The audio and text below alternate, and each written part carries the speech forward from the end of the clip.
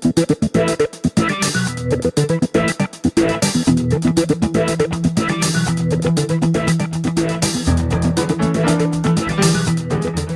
the thing that every business needs to do, what I'm really keen on, is looking at your networks of professional advisors. I mean, that's what Ipswich Connected is all about, and that's something that I feel passionately about. So I think the first thing you need to do is to look to see who you have in your network. I'm a great believer in that. If you get the right people around you, things will go much better than if you try and go it alone. And good advice is always worth it.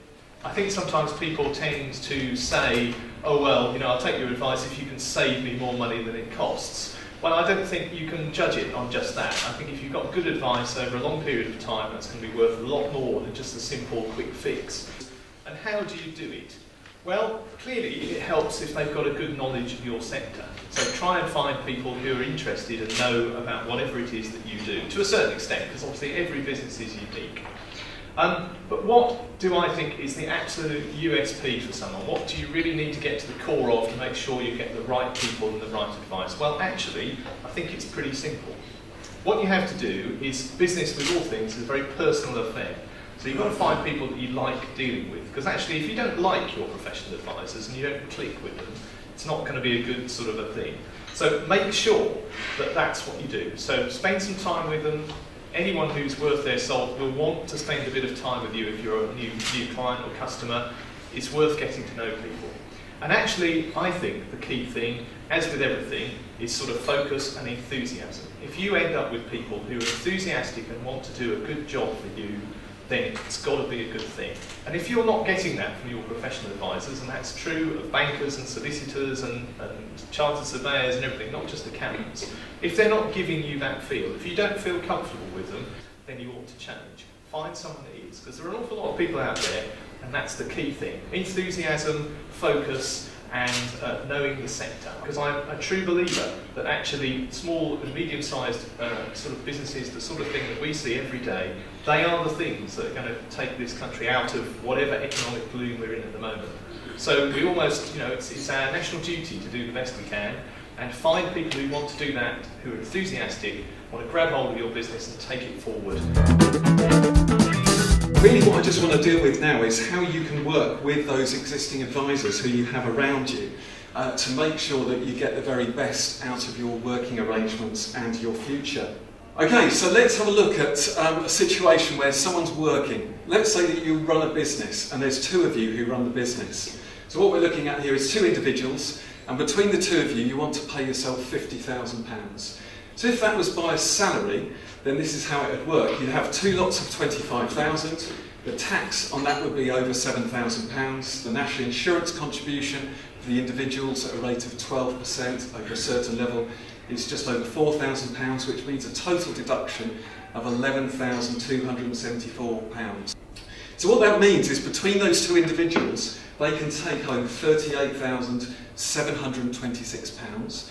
And don't forget, if those two people own and run that business, then they need to pay national insurance costs as an employer as well. So that's a total of £4,900. So that means, ultimately, if you like, after all of those costs, the true benefit to those individuals is £33,000. So if you were to use a method whereby you had the facility of having a limited company, those two individuals are the owners and own the shares between them, and you use dividends, you'll see how the deductions are significantly lower. They pay themselves a lower salary, £7,500 each, £15,000 between them. National insurance cost is lower. The dividends then are the remaining £35,000, which is then pay tax at 10%, meaning that at the very end, that's all the figures that you wanted to know, the very end is a figure of £37,000. So £4,000 nearly better off by just making some very simple changes. But what if they had a really good year and they wanted to pay themselves a bonus? Essentially there's £13,600 of a combination of tax and national insurance being deducted, and then the employer also pays NI. So if you wanted to have a bonus, the effective outcome of that £20,000 is £10,000 in your hand. However, if you were to look at doing that as a pension contribution, what's the benefit? Well, actually it works out as it's £24,000 benefit for £20,000 paid. And the reason for that is that that is deemed to be a cost for the company. So because it's a cost, it reduces the profit of the company and therefore reduces their corporation tax by £4,000. So therefore that then raises the question, what can then be put into a pension fund? Well, obviously everyone's familiar with investments and so on, and you can have all sorts of investments. That's the key thing, that you can have investments that range from the most secure, you can hold cash in a pension fund if that's all the risk you want to take, through to something that's more cautious, to something that's balanced, to something that's speculative. But one of the options which does come up quite frequently, especially for business owners, is the opportunity for you to become your own landlord. And that's by using commercial property inside a pension fund. So I want to give you, as we close, a case study of some genuine clients of ours and what they are doing in this position. So this couple are business owners and they control what income they take, given that example that I said earlier on, if you can follow what I was saying. They're in their late 40s, they have pension funds of approximately 250,000 at the moment, they have investments of about 125. Thankfully they have no mortgage, that's something which they've been very careful to pay that off as soon as they could. And they have approximately 12 years to run on their business as far as they, in their view, that's what they'd like to do. They'd like to effectively start to retire at around age 60. So, let's have a look at what they're planning to do. Well, they want to wind down at age 60, they want to carry on working, but wind down, maintain their standard of living, maintain their standard of living in line with inflation, and they want to basically have about £40,000 a year between them. And you might say, well, that's really hard, that's a real challenge. Well, what's our target? Well, what we've worked through with them is that they need a pension fund of about £500,000, so they're about halfway there at the moment.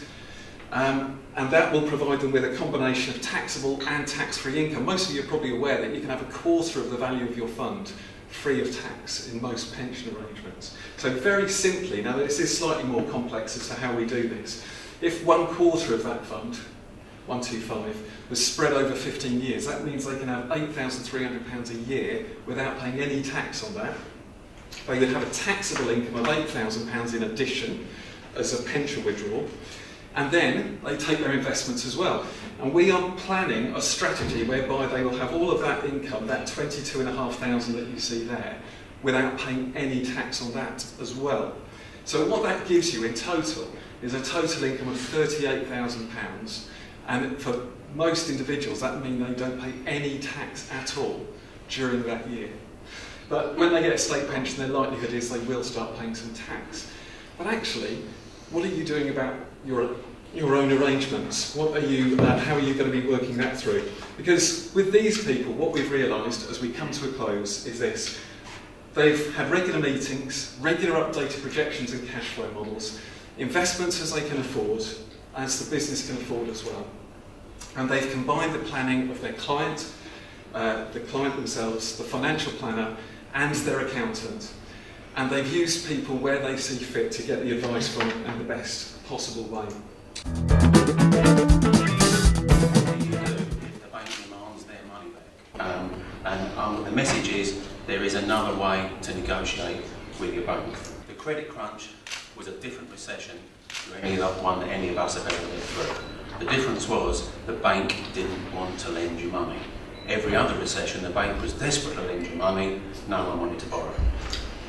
Typically, a borrower profile that's under threat would be a builder, a developer, or a property landlord. They would have a commercial bank loan, and it would be secured against property. Now, we can solve that problem. We negotiate with the banks to achieve debt write-downs of up to 50%.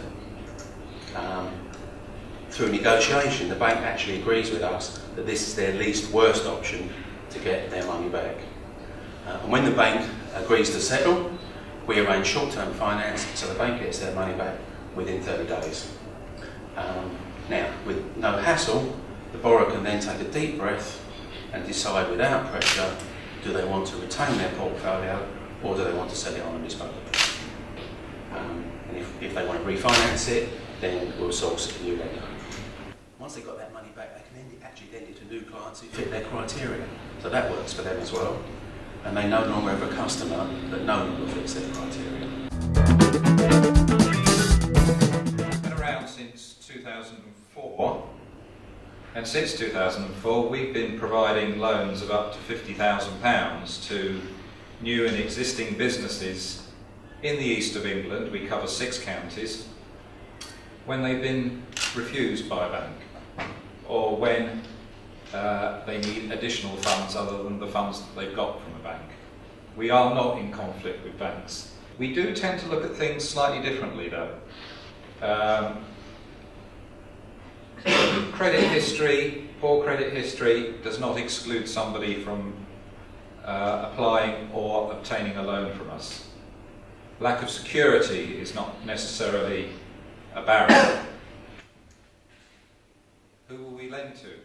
Sole traders, partnerships, limited companies, co-ops, new businesses. We're doing a lot with young people at the moment, graduates who have got little business ideas, some of them cracking ideas, but cannot find the finance to carry on. The money, what can it be used for? I'll tell you what's going on at the moment. Very often it's to buy the equipment, maybe buy the vehicle, the van. We're getting a lot at the moment of applications where a company's won a big contract. They've been with their bank for a long time, the contract needs finance, and the business is profitable, but the bank won't support. We have business loan managers that cover the 6 counties we cover. As soon as we get an application into ourselves, those loan managers will go out and meet the business. We go and we're looking for the passion, we're looking for the drive, we're looking for the idea. If that loan manager says, yep, I'm going to support this one, they will then present it to one of our loan panels, which comprises of our members, and we have solicitors, accountants, bankers, entrepreneurs, who will look at the plan, and if they all agree, the loan will be approved and the loan will be dispersed.